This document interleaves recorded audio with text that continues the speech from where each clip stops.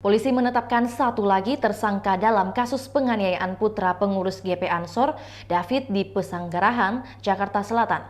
Kini selain Mario Dandi Satrio, si anak pejabat Ditjen Pajak Rafael Alun Trisambodo, SLPRL, rekannya juga jadi tersangka. Rekan Mario ini diduga memprovokasi dan merekam aksi penganiayaan David menggunakan handphone.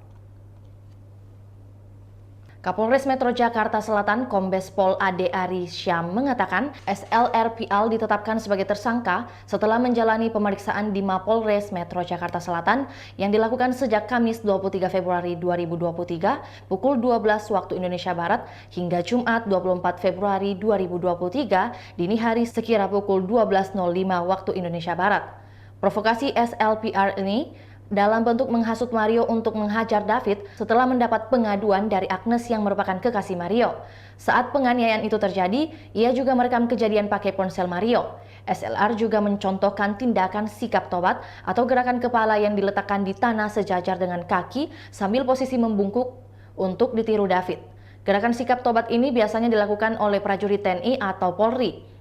Atas hal tersebut, kata Ade, SLR disangkakan pasal 76C, Jo pasal 80 Undang-Undang Republik Indonesia nomor 35 tahun 2014 tentang perubahan atas Undang-Undang Republik Indonesia nomor 23 tahun 2002 tentang perlindungan anak subsidiar pasal 351 KUHP tentang penganiayaan dengan ancaman hukuman di atas 5 tahun penjara.